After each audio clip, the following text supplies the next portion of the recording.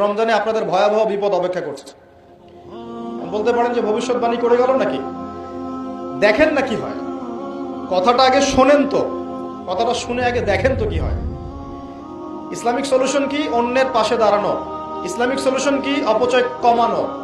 Islamic solution কি? জাকাতগুলো দেয়া। যখন ধনীরা জাকাতগুলো দেয়া শুরু করবে তখন দরিদ্রর পেটে গিয়ে ভাত পড়বে।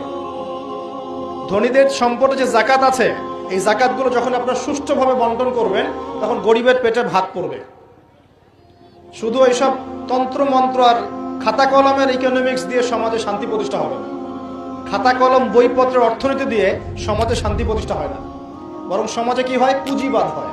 পুঁজিবাদ কি জিনিস?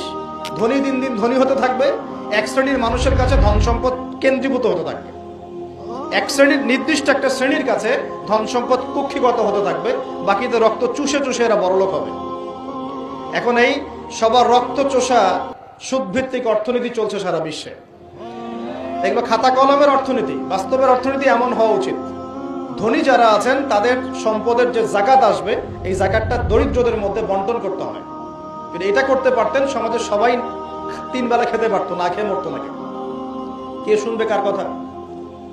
এগুলো তো বললেও সমস্যা, করলেও সমস্যা। কারণ আমরা বললে হয়ে যাব ধর্মান্ধ, আর যদি মুসলিমরা করে তারা হয়ে যাবে সন্ত্রাসী। আশ্চর্য একটা। সারা বিশ্বে যারা একনিষ্ঠভাবে ইসলাম পালন করতে চায় ওদেরকে সারা বিশ্বে মৌলবাদী বলে প্রচার করা হয়েছে, অথচ সমাধান কিন্তু এখানে। এই যে আমার হাতে যে কিতাবটা দেখছেন, এই কিতাবের মধ্যে আল্লাহ পাক সমস্ত বিষয়ের সমাধান নাজিল করেন নাই? এটা মুখে বলছি আমরা, ঠিক। কয়জন বিশ্বাস করে কথা? কয়জন সত্যি মন থেকে বিশ্বাস করে যে আল কুরআনুল কারীমে সত্যি সত্যি আল্লাহ পাক সমস্ত বিষয়ের সমাধান নাজিল করেছে? আজকে জুমার দিন, জুমার দিনে সূরা কাহফ পড়তে হয়, তাই না? এই সূরা কাহফের 54 নম্বর আয়াতে, কত নম্বর? 54 নম্বর আয়াতে আল্লাহ পাক বলছেন, ওয়ালাকাদ সাররাফনা ফি হাদাল কুরআন লিন-নাস মিন কুল্লি মাসাল। আল্লাহ বলেছেন, দেখে নিন, আল্লাহ বলছেন নিঃসন্দেহে, নিঃসংকোচে, অবশ্যই আমি এই কোরআনের মধ্যে শুধু মুসলিমদের জন্য নয়, পুরো মানব জাতির জন্য সমস্ত বিষয় ব্যাখ্যা করেছে। আল্লাহ পাক বলেছেন শুধু মুসলিমদের জন্য, পুরো মানব জাতির জন্য যত বিষয় প্রয়োজন আমি আল্লাহ এই কোরআনের মধ্যে ব্যাখ্যা করেছি। কে বলেছেন? আল্লাহ কি মিথ্যা কথা বলেন? তার রাসূল কি মিথ্যা কথা বলেন? তাহলে আমাদের মানতে সমস্যা কোথায়? মানতে কি সমস্যা?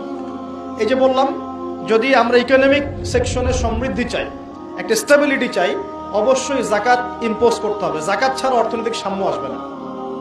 মনে করেন বাংলাদেশে মনে করেন যে 1 কোটি মানুষের উপরে জাকাত ফরজ। কথার কথা বলছি, কথার কথা। এই 16 কোটি 20 কোটি মানুষের মধ্যে মনে করেন 1 কোটি মানুষের উপর জাকাত ফরজ হয়েছে। আছেন এমন মানুষ? জাকাত মানে কি? কত পার্সেন্ট দিতে হবে? সম্পদের 2.5%। 100 টাকায় 2.5 টাকা, এই তো? আচ্ছা, এখন 1 কোটি টাকায় এই টাকাটা কি ছোট না বড়? আর এটা একজনের হিসাব করলাম, যদি এরকম আমি 1 লাখ মানুষের হিসাব করি কত টাকা আসবে? এই টাকা দিয়ে আপনি কি করতে পারবেন? নিঃসন্দেহে আপনি দরিদ্র মানুষের সেবা এটা কাজে লাগাতে পারবেন। জাকাতের যে 8টা খাত আছে না? কটা খাত? 8টা খাতে সুষ্ঠু বন্টন করলে দেখবেন সমাজে একটা গরিব মানুষও থাকবে না ইনশাআল্লাহ। সবাই খেয়ে পরে বাঁচবে ইনশাআল্লাহ। এই কাজটা করবে কি? কে উদ্যোগ নেবে?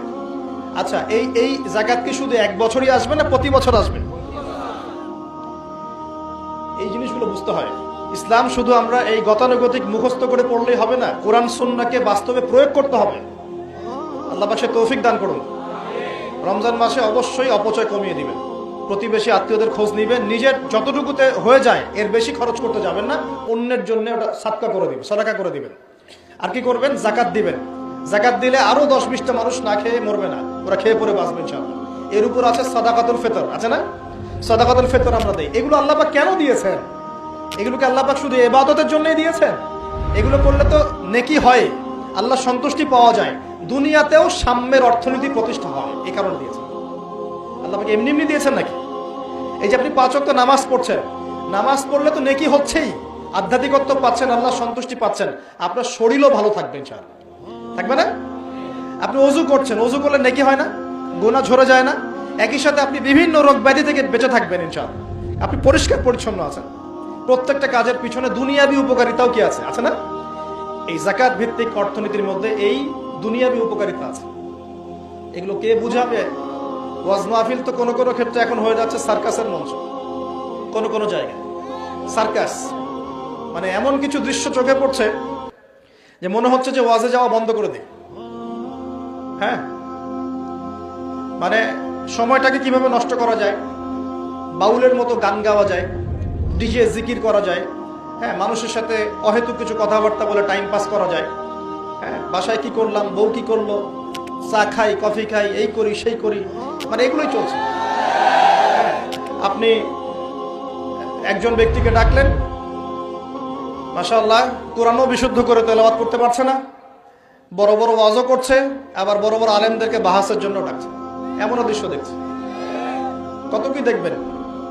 আর এগুলো দুটো কারণে সব সারা দেশে এখন ভাইরাল হচ্ছে। দুটো কারণ, একটা হচ্ছে আমাদের একটা নিচু মানসিকতা আছে আমাদের মধ্যে, সেটা হচ্ছে আমরা হচ্ছে ট্রল প্রিয় জাতি। আমরা ট্রল করতে বেশি ভালোবাসি, মজা করতে বেশি ভালোবাসি, মজা ফান ইয়ারকি ফাইজলামি করতে আমরা বেশি ভালোবাসি। এটা একটা আমাদের দোষ। আর একটা দোষ হচ্ছে আমরা চিলে কান নিল টাইপের মানুষ। যা প্রচার হয় চিলে কান নিল, ব্যাস দৌড় শুরু করে দিল, যাচাই বাছাই করার কোনো প্রয়োজন নেই। আর অহেতুক সমালোচনা করতে বেশি পছন্দ করি আমরা, এবং ইস্যু পাগল জাতি। ইস্যু একটা দিল, ব্যাস দৌড় শুরু। একটা ইস্যু দিবে, ওইটার পিছনে দৌড়াবে, 7 দিন দৌড়ানোর পর হাফসায় যাবে, তারপর নতুন একটা ইস্যু আসবে, তারপর তার পিছনে দৌড়াবে। এতে করে মূল যে জায়গায় ফোকাস করা দরকার ওখান থেকে আমরা সরে গেছি। মূল জায়গা আপনাকে দেখাবো। মূল জায়গা হচ্ছে ফিলিস্তিন। শেষ জামানার সবচেয়ে ইম্পর্টেন্ট জায়গা হচ্ছে প্যালেস্টাইন। শেষ জামানার যত বড় বড় ঘটনাগুলো ঘটবে, ইমাম মাহাদির আগমন, মুসলিম বাহিনীর বিজয়, জেরুজালেম পুনরুদ্ধার, ইসলামিক খেলাফত প্রতিষ্ঠা, ঈসা আলাইহিস সালামের আগমন, সব ওই জায়গাকে কেন্দ্র করে। সবকিছুই ওখানেই দাজ্জাল বের হবে, দাজ্জালকে আবার মারাও হবে সেখানে, সবকিছু ওখানে। কিন্তু ওই দিক থেকে মুসলিমদের দৃষ্টি ফোকাস করে অন্যদিকে সরিয়ে দেওয়া হচ্ছে। আমি পড়ে আছে এই যে ট্রল নিয়ে, সমালোচনা নিয়ে, একে অপরের গীবত নিয়ে, কে কার পিছনে লাগবে, কে কাকে অনলাইনে ধুয়ে দিবে, এগুলোই কাজ হয়ে যাচ্ছে দিন দিন। এই কাজগুলোর মধ্যে ভালো কাজগুলো ঢাকা পড়ে যাচ্ছে।